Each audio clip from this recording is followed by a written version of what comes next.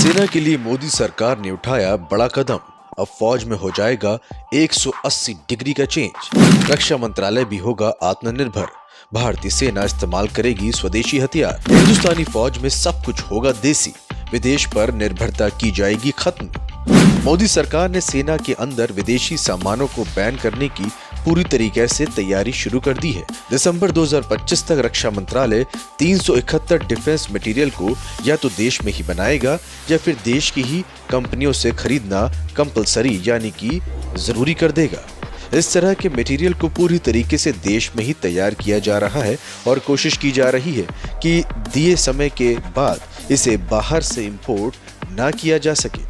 Safety weapons में आत्मनिर्भरता लाने के लिए 371 सेफ्टी प्रोडक्ट्स का निर्माण देश में ही किया जाएगा, जिससे देश स्टेबिलिटी की ओर बढ़े और आत्मनिर्भर बन सके।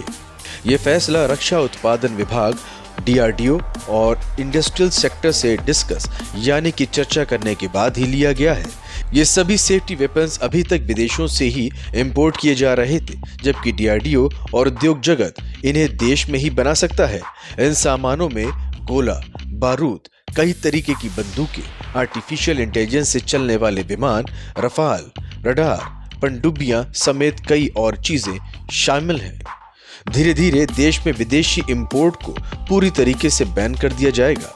सेना देश में ही बने हुए डिफेंस इंस्ट्रूमेंट्स को खरीदने के लिए लायबल हो जाएगी। इन सभी सेफ्टी वेपन्स को पहले टेस्ट किया जाएगा, उसके बाद ही इन्हें रक्षा मंत्रालय को सौंपा जाएगा।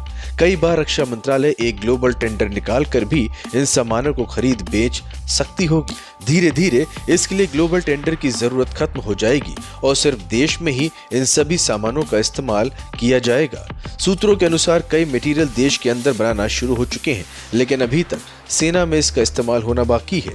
कई देश किसी भी रक्षा सामान को खरीदने से पहले ये भी देखते हैं कि जिस सामान को वो उस देश से खरीद रहे हैं उसकी सेना उस सामान को अपनी सेना में इस्तेमाल कर भी रही है या नहीं कर रही। Bureau report.